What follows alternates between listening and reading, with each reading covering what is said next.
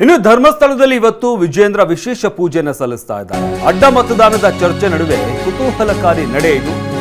ನಿನ್ನೆ ರಾತ್ರಿಯಿಂದಲೇ ಧರ್ಮಸ್ಥಳದಲ್ಲೇ ಇರುವಂತಹ ವಿಜೇಂದ್ರ ಬೆಳಗ್ಗೆ 8 ಗಂಟೆಗೆ ಮಂಜುನಾಥನ ದರ್ಶನವನ್ನ ಪಡೆಯಲಿದ್ದಾರೆ.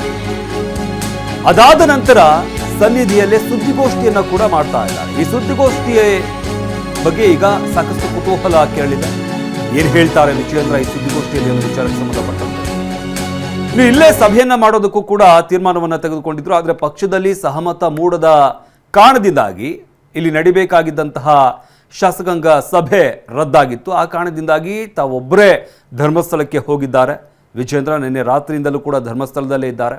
ಇವತ್ತು 8 ಗಂಟೆಗೆ ವಿಶೇಷವಾದಂಥ ಪೂಜೆಯನ್ನು ಸಲ್ಲಿಸಲಿದ್ದಾರೆ ಮಂಜುನಾಥ ಸ್ವಾಮಿಗೆ. ಅದಾದ ನಂತರ ಸುದ್ದಿಗೋಷ್ಠಿಯನ್ನು ನಡೆಸಲಿದ್ದಾರೆ. ಸುದ್ದಿಗೋಷ್ಠಿಯಲ್ಲಿ ಏನು ಹೇಳ್ತಾರೆ ವಿಜೇಂದ್ರ ಅನ್ನೋದು ಈಗ ಸಾಕಷ್ಟು ಕುತೂಹಲವನ್ನು ಮೂಡಿಸಿದೆ. ಯಾಕಂದರೆ ಪಕ್ಷದಲ್ಲಿನ ಆಂತರಿಕ ವಿಚಾರಗಳು, ಅಡ್ಡ ಮತದಾನ ಇದು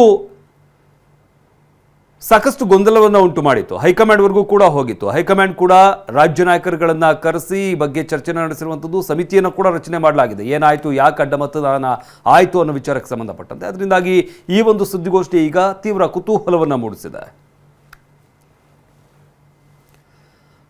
ಇನ್ನು ಧರ್ಮಸ್ಥಳದಲ್ಲಿ ಇವತ್ತು ವಿಜೇಂದ್ರ ವಿಶೇಷ ಪೂಜೆಯನ್ನು ಸಲ್ಲಿಸ್ತಾ ಇದ್ದಾರೆ. ಅಡ್ಡ ಮತದಾನದ ಚರ್ಚೆ ನಡುವೆ ಕುತೂಹಲಕಾರಿ ನಡೆ ಇದು.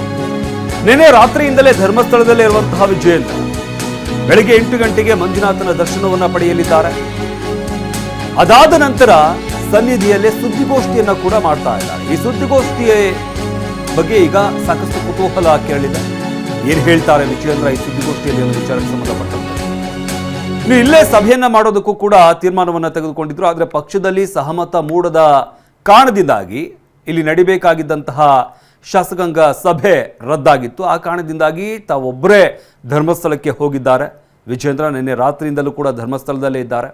ಇವತ್ತು 8 ಗಂಟೆಗೆ ವಿಶೇಷವಾದಂಥ ಪೂಜೆಯನ್ನು ಸಲ್ಲಿಸಲಿದ್ದಾರೆ ಮಂಜುನಾಥ ಸ್ವಾಮಿಗೆ. ಅದಾದ ನಂತರ ಸುದ್ದಿಗೋಷ್ಠಿಯನ್ನು ನಡೆಸಲಿದ್ದಾರೆ. ಸುದ್ದಿಗೋಷ್ಠಿಯಲ್ಲಿ ಏನು ಹೇಳ್ತಾರೆ ವಿಜೇಂದ್ರ ಅನ್ನೋದು ಈಗ ಸಾಕಷ್ಟು ಕುತೂಹಲವನ್ನು ಮೂಡಿಸಿದೆ. ಯಾಕಂದರೆ ಪಕ್ಷದಲ್ಲಿನ ಆಂತರಿಕ ವಿಚಾರಗಳು, ಅಡ್ಡ ಮತದಾನ ಇದು